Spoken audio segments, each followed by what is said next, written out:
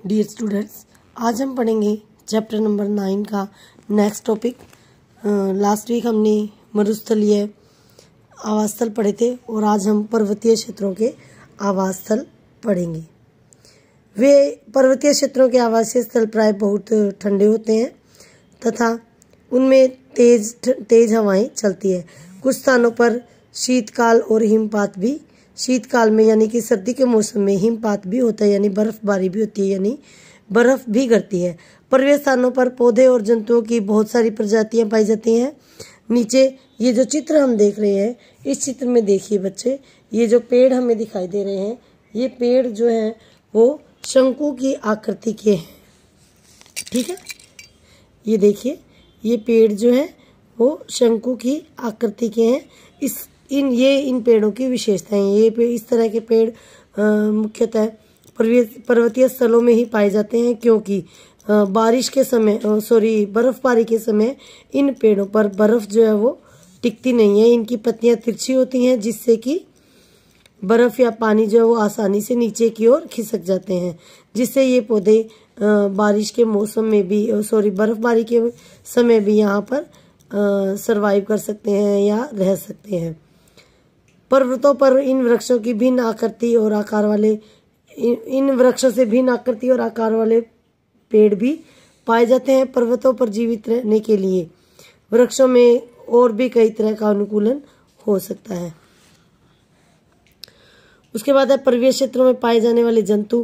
पर्वतीय क्षेत्रों में पाए जाने वाले जंतु भी इसी तरह वहां की परिस्थितियों के अनुकूल होते हैं, जैसे कि उनकी त्वचा जो है वो मोटी होती है, जो उन्हें ठंड से बचाती है। इसके अलावा उनके शरीर पर को गर्म रखने के लिए लंबे लंबे बाल होते हैं। ये देखिए बेटा, जैसे कि इसमें एक जो है एक पहाड़ी जंतु का चित्र है, ये भालू का चित्र है, शायद एक भालू का चित्र है। इसके शरीर पर देखिए बेटा लंबे बाल हैं। ये देखिए बेटा याक है, याक के शरीर पर भी लंबे बाल हैं। ऐसे ही हिम तेंदुआ जो है, इसकी भी फर वाली स्किन होती है।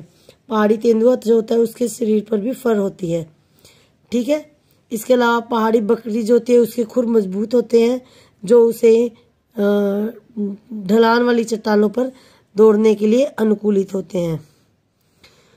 उसके अलावा पर्वतीय क्षेत्रों में जब हम ऊपर की ओर चढ़ते जाते हैं तो वैसे वैसे वातावरण बदलता जाता है और हमें विभिन्न ऊंचाइयों पर पाए जाने वाले जीवों के अंदर अलग अलग भिन्नताएं हमें देखने को मिलती है। उसके बाद है बेटा घास स्थल, यानी कि मैदानी इलाका जो होता है वो। शेर जंगल में रहता है तथा वो एक शक्तिशाली जंतु है जो अन्य जीवों का शिकार करके उन्हें खा जाता है। यह हल्के भूरे रंग का होता है। एक शेर और हिरण को चित्र में दिखाया गया है। इन दोनों जंतुओं की आंखें उनके चेहरों पर किस जगह स्थित है? क्या वे चेहरे के सामने है या पार्श्व में? शेर के अगले पैर के नाखून लंबे होते हैं, जिन्हें वह पैर की उंगलियों के भीतर खींचकर छिपा सकता है। शेर की ये संरचना उन्हें जीवन यापन में सहायता प्रदान करती है।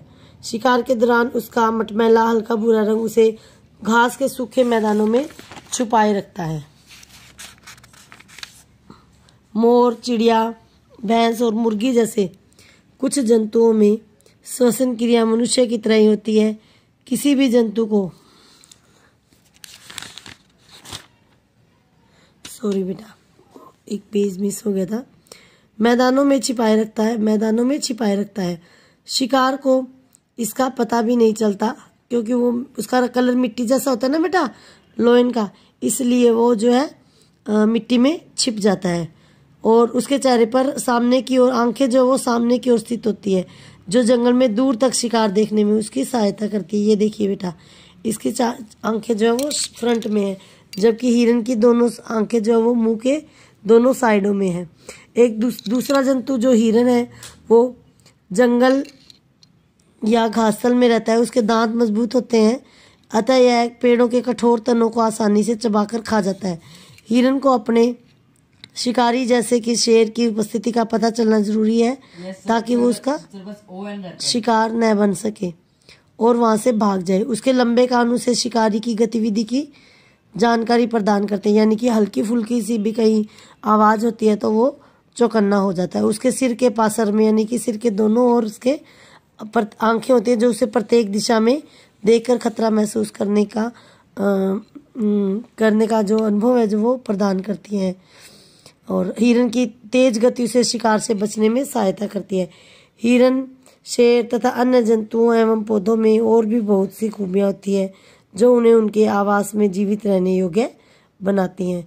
ये बेटा हो गया हमारा मैदानी क्षेत्र के जो जंतु है वो है। कल हम पढ़ेंगे कुछ जलीय आवाज़। ठीक है, स्टे होम, स्टे सेफ।